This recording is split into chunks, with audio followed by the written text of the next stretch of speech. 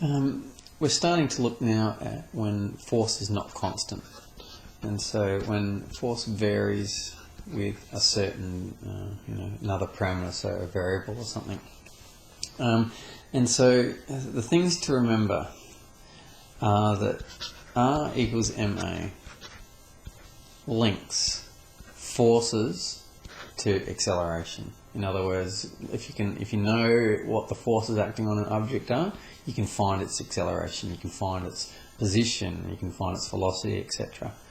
Or if you know a particle's acceleration or position or something like that, you can find out what the forces are acting on it are equal to, the total forces anyway.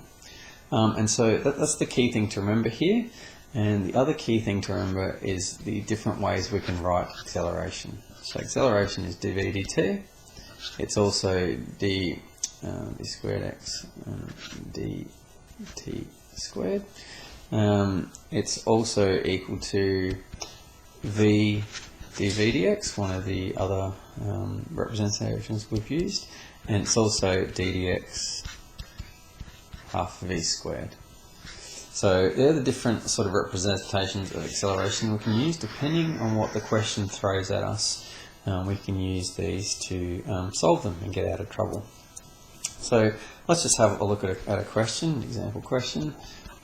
So something like this. So a mass of 5 kilos. Mass of 5 kilograms moves. I'm just going to abbreviate. I'm just going to read it out because I'm just can't be bothered. Mass of 5 kilograms moves in a straight line at time t seconds. Its position is x and its speed is v. And so if the resultant force is 10 plus 5x, and its velocity is equal to 4 when x is equal to 0, find v when x equals 4. So I'm just reading while I'm writing. Okay, so there's a question. So I've got a mass of 5 kilograms. We're told what its resultant force is. Okay, and we're told a bunch of other initial conditions, and you'll see where that comes into play in a second. So let's have a look at it. Firstly, R equals ma.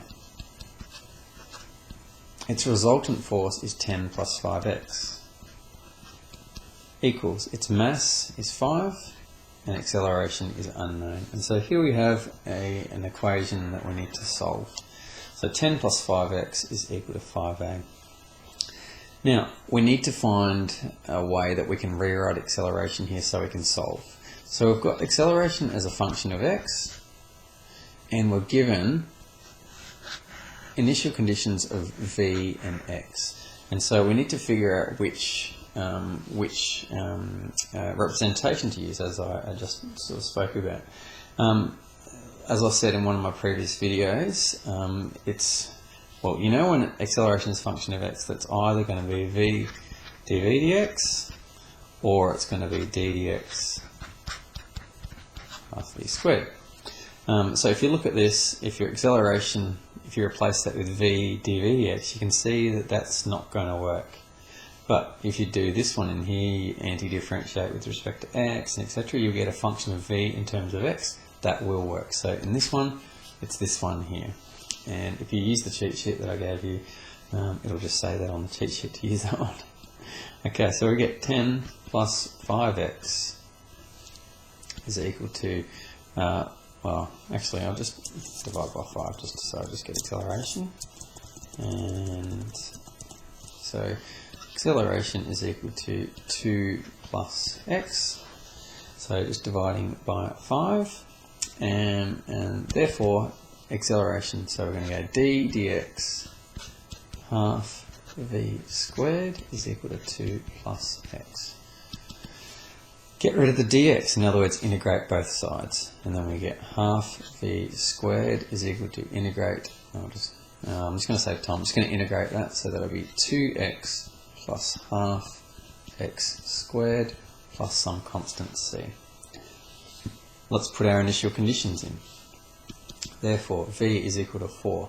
So we've got 4 squared is 16, half of that is 8, is equal to 2 times 0 plus half times 0 squared plus c. So therefore c is equal to 8. So therefore we get half v squared is equal to 2x plus half x squared plus 8. And what do I need to do? I need to find v when x is equal to 4. Therefore, half v squared is equal to 2 times 4 plus half times 4 squared plus 8 equals, so that's 8 plus 8, so that's 8 times 3, 24. Therefore, v squared is equal to 48. Therefore, v is equal to plus or minus the square root of 48, which equals what? 48. That's 4 times 12. So, what am I doing? 4 times 12, 16 times 3. So that's 4 root 3. Now that's plus or minus. Just going back, the velocity is equal to here, that there. What I did when I solved this, I probably should have gone and figured out what v was equal to. So v is equal to, I'm just going to circumvent this to show you, probably looking back, what I should have done.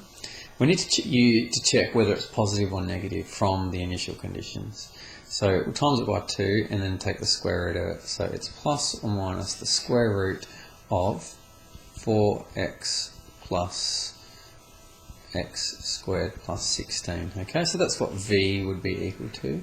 And using your initial conditions, v is 4 when x is equal to 0. And so therefore it's plus. Oops, I just totally screwed that up. Therefore it's plus. So the velocity is positive. So just use that as a word to the wise, that when it's plus or minus, use your initial conditions to check whether it's plus or minus. In this case it was plus, so therefore the answer is 4 root 3. Our velocity was in meters per second, it was in the question that I read out, but I didn't write that down. And so that's what we're doing here. So just to refresh, use r equals ma, write down your equation. Use the appropriate form of acceleration to be able to solve the problem. And so in this case I chose d dx half v squared. That allowed me to solve it, find any constants of integration that come up, and then write down your answer and solve whatever you're asked to do. Okay, so that's a variable force question.